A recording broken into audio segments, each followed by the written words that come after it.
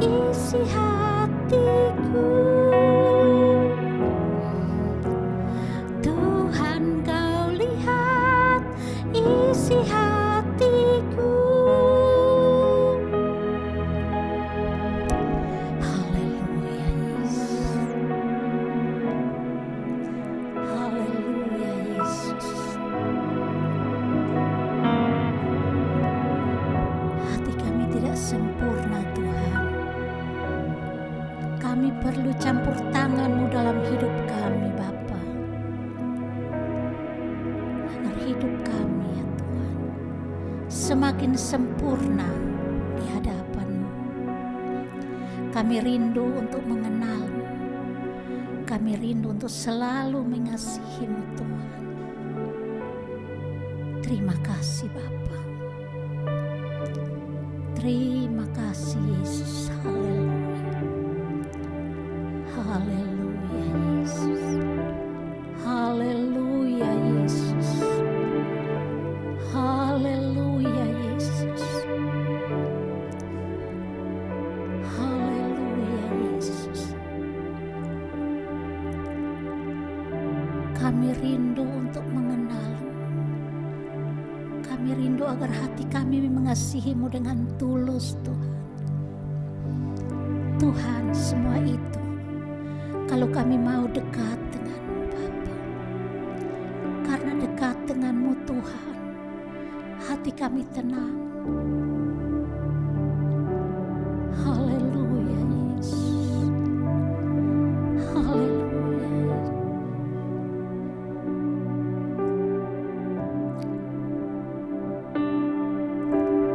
Haleluya. Hatiku tenang berada dekat-Mu. Kaulah jawaban hidup.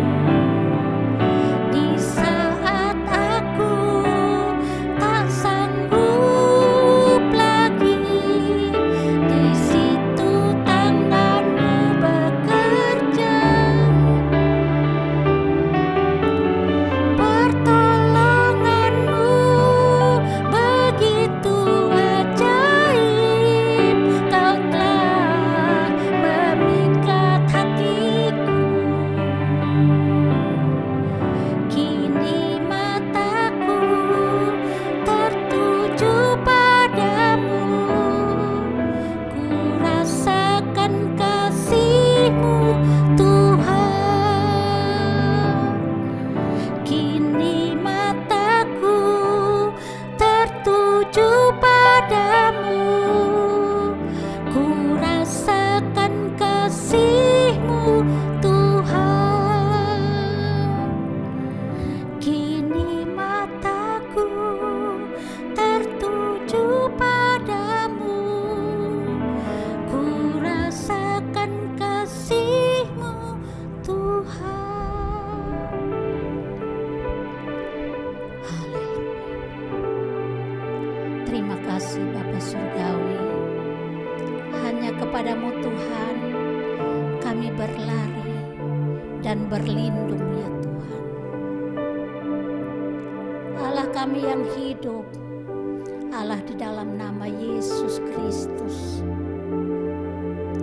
Engkau Tuhan yang selalu menjagai kami dengan kasih-Mu yang begitu besar, memelihara kami, menjamin kehidupan kami, menjamin setiap keperluan kami.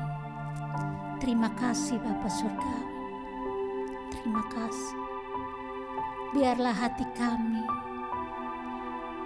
terus berada dekat dengan Tuhan, karena disitulah tempat yang paling aman. Engkaulah kota benteng kami ya Tuhan. Terima kasih Bapa Surgawi. Sebentar firman-Mu akan dibentangkan oleh hamba-Mu Tuhan. Engkau memberkati setiap telinga yang mendengar, memberkati setiap hati yang terbuka untuk menerima kebenaran firman-Mu. Karena firman-Mu hidup dan berkuasa, dan tidak akan pernah kembali dengan sia-sia, tetapi akan melakukan kehendak-Mu Tuhan. Terima kasih Bapa Surgawi. Urapi hamba-Mu yang akan menyampaikan kebenaran firman-Mu dengan urapan yang baru setiap hari. Berkati hamba-Mu yang bermain musik ya Tuhan, juga hamba-Mu yang membawakan puji-pujian, penyembahan. Kami serahkan semua dalam tangan kasih-Mu. Bahkan tim yang bekerja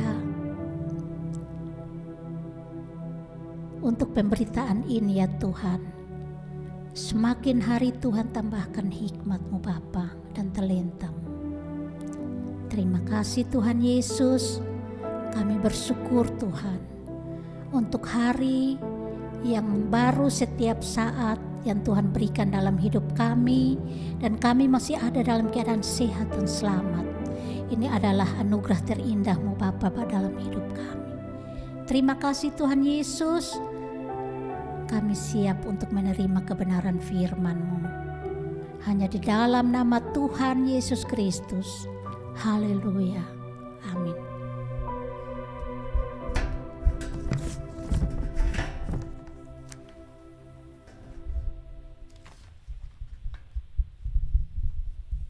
Haleluya. Baik, malam hari ini kita akan lanjutkan. Kalau Kamis yang lalu masih tentang Tuhan menjawab doa, mengabulkan doa mengenai peperangan. Ya, kita melihat bagaimana Tuhan seringkali menolong umatnya dengan cara-cara yang kalau orang dunia ngomong tidak lazim. Cara-cara yang tidak masuk akal. Tuhan hanya membutuhkan ketaatan. Ada banyak dicatat di dalam firman Tuhan, termasuk peristiwa Gideon membebaskan umatnya dari cengkraman bangsa Midian, musuh yang tidak sebanding, tetapi melihat pertolongan Tuhan yang luar biasa. Hanya dengan 300 orang. Baik, saat ini kita melihat Tuhan menjawab doa Manasye. 2 Tawarikh pasal 33. 2 Tawarikh pasal 33 Kita mau melihat tentang Tuhan menjawab doa Manasye.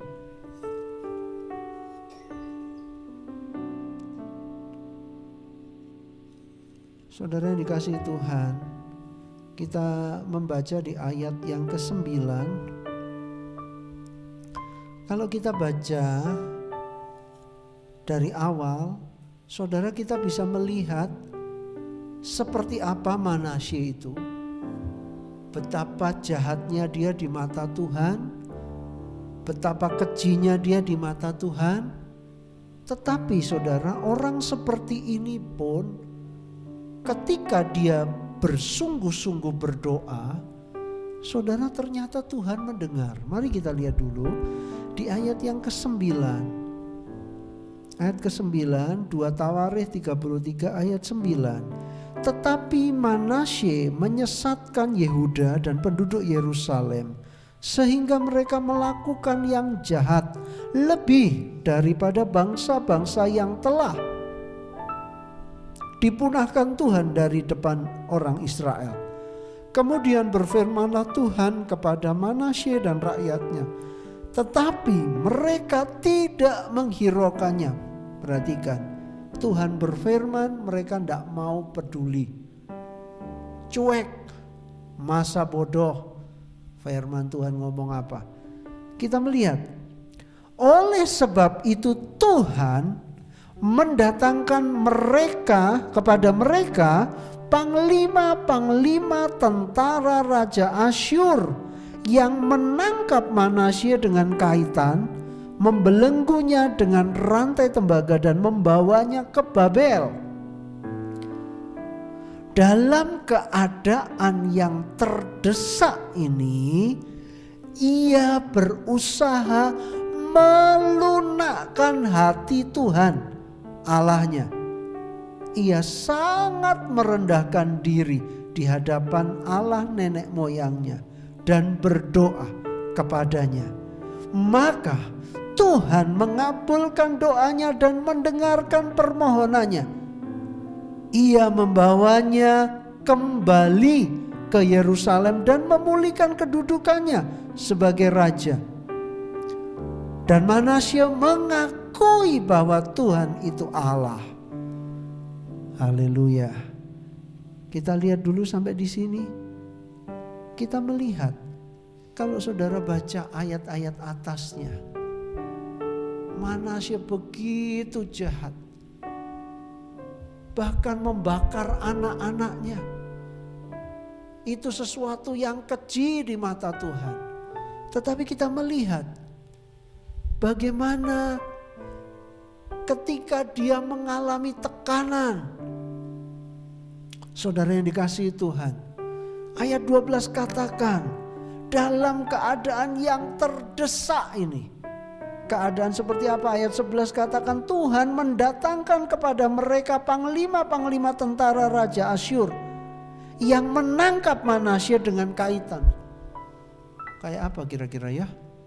Ditangkap pakai kaitan.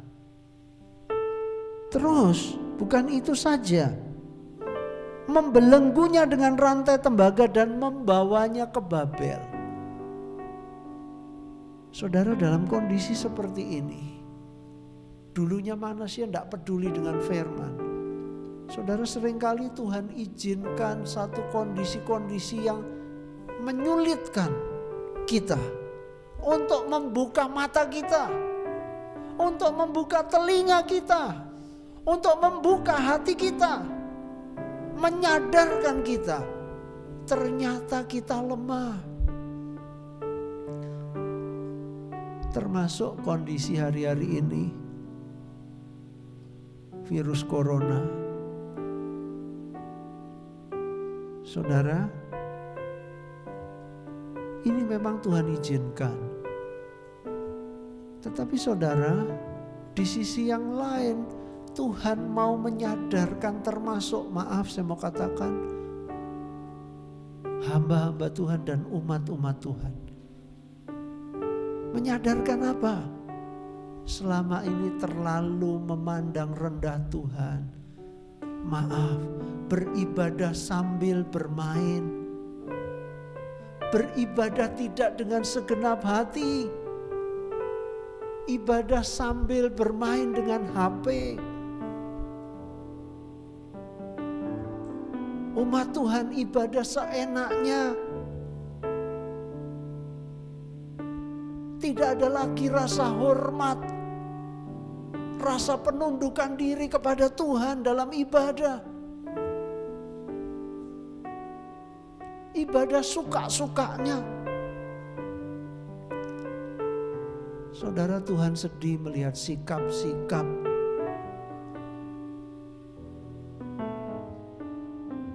saya harus katakan hamba-hamba Tuhan, sikap-sikap umat Tuhan yang tidak menghormati Tuhan di dalam ibadah. Apa Tuhan dianggap temannya atau gimana, saya tidak tahu. Sehingga tidak ada kesungguhan. Ibadah kayak sambilan, sambil shopping, berpakaian yang tidak pantas di dalam ibadah. Tuhan kita baik, tetapi kita juga harus mengerti bagaimana menghampiri Tuhan, bagaimana berdandan di dalam kita menghampiri Tuhan. Kita nggak boleh seenaknya, tidak punya lagi rasa hormat kepada Tuhan.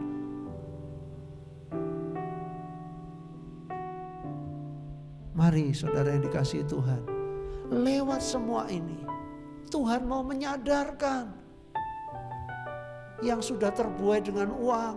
Dulunya dipikir uang bisa segalanya, itu kalau ada uang beres. Ternyata kondisi seperti sekarang uang pun tidak berdaya. Ada orang yang berpikir semua dalam kendali saya, planning saya pasti goal. Ternyata kondisi seperti ini menyadarkan semua planning saya terbengkalai.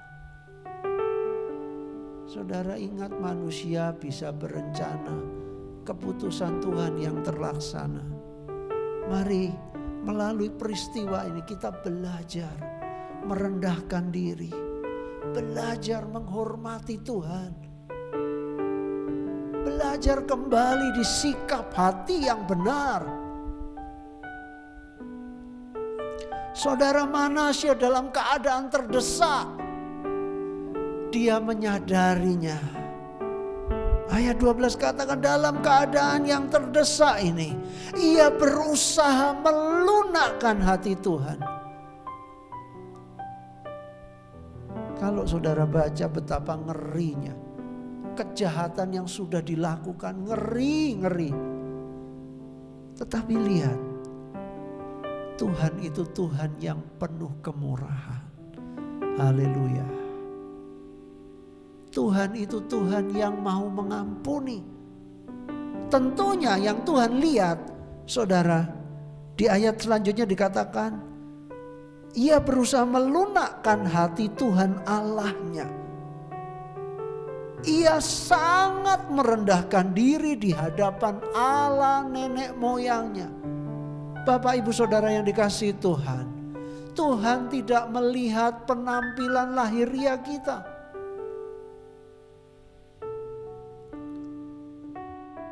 Tuhan tidak melihat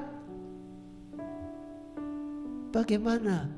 Tapi jangan salah ya, sering kali gara-gara ini terus disalah mengerti. Terus seenaknya, akan Tuhan tidak melihat lahiriah kita, Tuhan melihat hati kita. Terus maaf, beribadah seenaknya pakai baju, kainnya kurang dipakai ibadah. Memang Tuhan lihat hati, tetapi jangan lupa kita datang dengan Tuhan pun harus berpakaian yang pantas. Bukan mahal, pantas.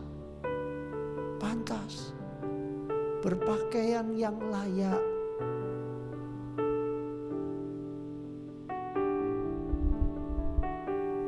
Tuhan melihat hati Manasye. Bagaimana Manasye benar-benar merendahkan diri. Bagaimana Manasye benar-benar dia menanggalkan semua kesombongannya.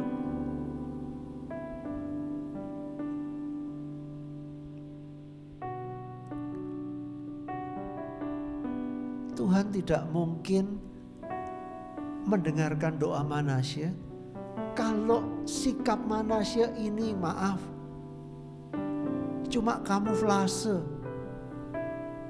cuma untuk mengelabui. Tuhan tidak bisa dikelabui. Nanti kita lihat lagi satu contoh lagi, bagaimana tokoh jahat waktu merendahkan diri, Tuhan melihat itu. Jadi jangan salah, Tuhan mengabulkan doa karena Manasye benar-benar merendahkan diri. Dan hebatnya mujizat Tuhan terjadi. Ayat 13. Dan berdoa kepadanya, maka Tuhan mengabulkan doanya dan mendengarkan permohonannya. Ia besar, Tuhan membawanya kembali ke Yerusalem dan memulihkan kedudukannya sebagai raja. Dan Manasye mengakui bahwa Tuhan itu Allah. Saya baca lanjut. Kemudian ia mendirikan tembok luar pada kota Daud di sebelah barat Gihon, di lembah sampai dekat pintu gerbang ikan, mengelilingi Ofel. Tembok itu dibuatnya sangat tinggi. Ia menempatkan juga panglima-panglima perang di tiap kota kubu di Yehuda. Ia menjauhkan allah-allah asing dan berhala dari rumah Tuhan, juga segala mezbah yang didirikannya di atas gunung Tuhan dan di Yerusalem, dan membuangnya keluar kota.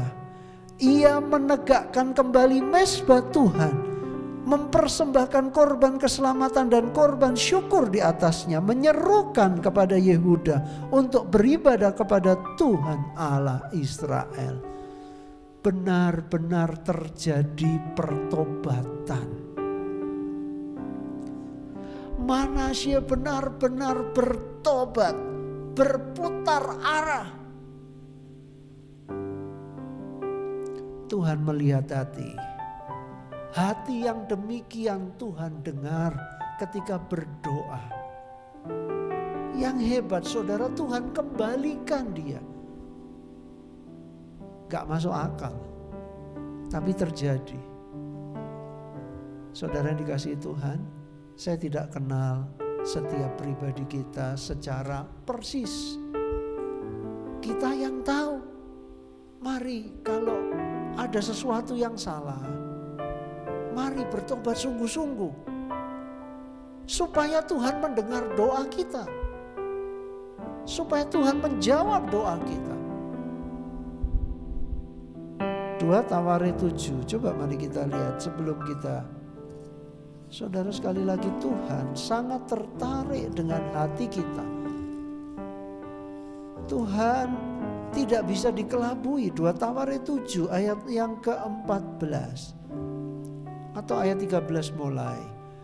Bila mana aku menutup langit sehingga tidak ada hujan, dan bila mana aku menyuruh belalang memakan habis hasil bumi, dan bila mana aku melepaskan penyakit sampar di antara umatku.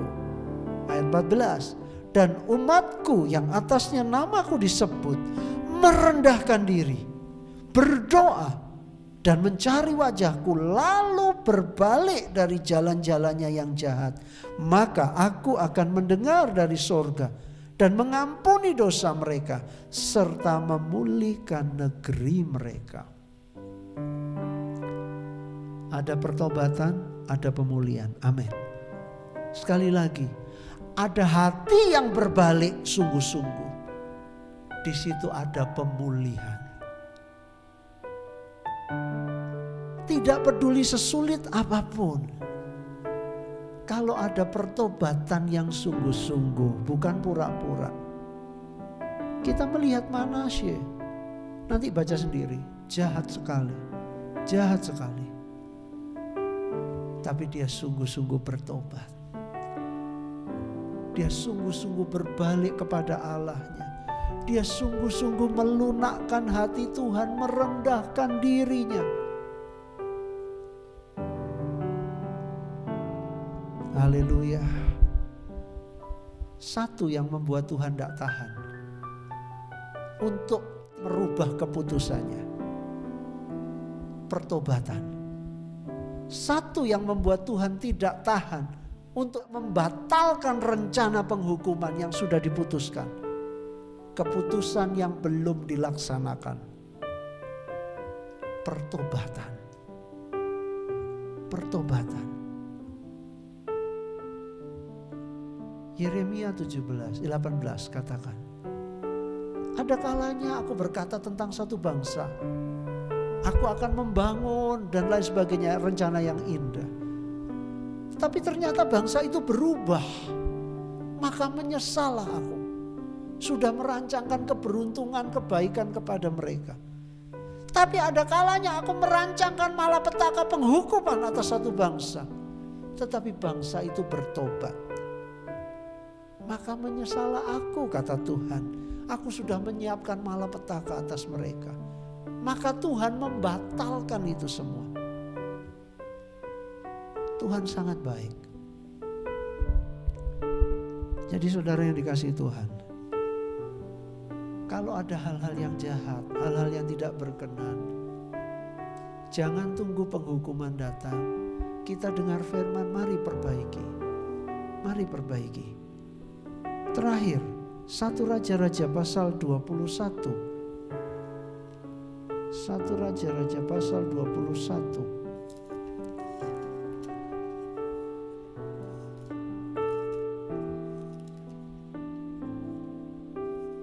Kita juga ketemu dengan tokoh jahat. 21.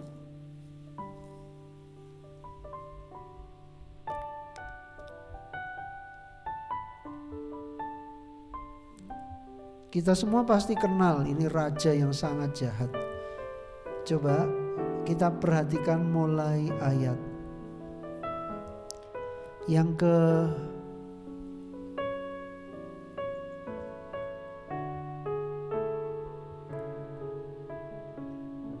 ayat yang ke-20 mulai. Kata Ahab kepada Elia, sekarang engkau mendapatkan aku, hai musuhku. Ahab ngomong kepada hamba Tuhan sebagai musuh. Nah, ketemu lagi musuhku. Nah, saudara, seperti itulah. Jawabnya, memang sekarang aku mendapatkan engkau. Karena engkau sudah memperbudak diri dengan melakukan apa yang jahat di mata Tuhan. Sesungguhnya aku akan mendatangkan malapetaka kepadamu. Aku akan menyapu engkau dan melenyapkan setiap laki-laki dari keluarga Ahab, baik yang tinggi maupun yang rendah kedudukannya di Israel. Dan aku akan memperlakukan keluargamu sama seperti keluarga Yerobeam bin Nebat dan seperti keluarga Baesa bin Ahia. Oleh karena engkau menimbulkan sakit hatiku dan oleh karena engkau mengakibatkan orang Israel berbuat dosa. Juga mengenai Isabel, Tuhan telah berfirman, anjing akan memakan Isabel di tembok luar Yesreel. Siapa dari keluarga Ahab yang mati di kota akan dimakan anjing, dan yang mati di padang akan dimakan burung di udara. Sesungguhnya tidak pernah ada orang seperti Ahab yang memperbudak diri dengan melakukan apa yang jahat di mata Tuhan. Karena ia telah dibujuk oleh Isabel istrinya. Hati-hati para istri, jangan menjerumuskan suami. Ayat 26, bahkan ia telah berlaku sangat keji dengan mengikuti berhala-berhala. Tetapi tepat seperti yang dilakukan oleh orang Amori yang telah dihalau Tuhan dari depan orang Israel. Ayat 27 perhatikan. Segera sesudah Ahab mendengar perkataan itu, ia mengoyakkan pakaiannya, mengenakan kain kabung pada tubuhnya dan berpuasa. Bahkan ia tidur dengan memakai kain kabung dan berjalan dengan langkah lamban. Lalu datanglah firman Tuhan kepada Elia, orang Tisbe itu. Sudahkah kau lihat bahwa Ahab merendahkan diri di hadapanku? Oleh karena ia telah merendahkan diri di hadapanku, maka aku tidak akan mendatangkan malapetaka dalam zamannya. Barulah dalam zaman anaknya aku akan mendatangkan malapetaka atas keluarganya. Saudara, kita melihat bukan masalah Ahab mengoyakkan pakaiannya, pakai kain kabung, menabur abu di atas kepalanya dan berpuasa. Sebab Yesaya juga katakan ada puasa yang tidak dikenan Tuhan. Tetapi saudara, Tuhan melihat bahwa Ahab benar-benar mengoyakkan hatinya. Ahab benar-benar merendahkan dirinya. Saudara yang dikasihi Tuhan, sampai Tuhan ngomong kepada Elia, sudahkah kau lihat bahwa Ahab merendahkan diri di hadapanku? Saudara, jangan salah, Tuhan melihat hati. Tuhan melihat hati. Jadi mari malam hari ini, haleluya, Tuhan mendengar doa orang yang bertobat. Sekali lagi, Tuhan mendengar doa orang yang bertobat. Kalau dia bertobat sungguh-sungguh, maka Tuhan akan mendengarkan doanya. Tuhan akan memulihkan. Jadi malam hari ini saya tidak panjangkan firman Tuhan. Biarlah melalui firman Tuhan ini kita diingatkan. Kalau mau doa kita dijawab Tuhan, bertobat. Kembalilah kepada Tuhan. Jangan membelakangi Tuhan. Haleluya. Haleluya. Puji Tuhan. Haleluya. Haleluya. Mari kita buka hati, kita datang kepada Tuhan. Saya tidak tahu apa yang kita simpan di hati, di pikiran yang tidak berkenan kepada Tuhan, sehingga mulai datang hal-hal yang tidak baik, sehingga mulai datang penghukuman, sehingga mulai datang kemalangan-kemalangan yang tidak seharusnya terjadi. Sebab ada kemalangan yang memang Tuhan izinkan bukan karena dosa, tetapi karena Tuhan mau menyatakan kemuliaannya. Tetapi ada kemalangan yang terjadi, malapetaka yang terjadi karena dosa. Manasye sangat jahat di mata Tuhan. Dia alami tekanan yang hebat, merendahkan diri, bertobat. Tuhan mendengar doanya. Tuhan memulihkan. Malam hari ini, mari buka hati. Haleluya, haleluya. Haleluya, mari kita sungguh-sungguh merendahkan diri. Merendahkan diri, mengoyakkan hati kita. Haleluya, akui kebesaran Tuhan. Haleluya, Dia Allah yang menyayangi kita. Haleluya, haleluya, terima kasih. Haleluya. Roh-Mu yang hidup. Haleluya, haleluya. Puji Tuhan. Roh-Mu yang hidup penuhiku, mengalir dalamku. Jiwaku tenang bersamamu dalam naunganmu. Ku buka hati, ku buka hati untuk zamanmu,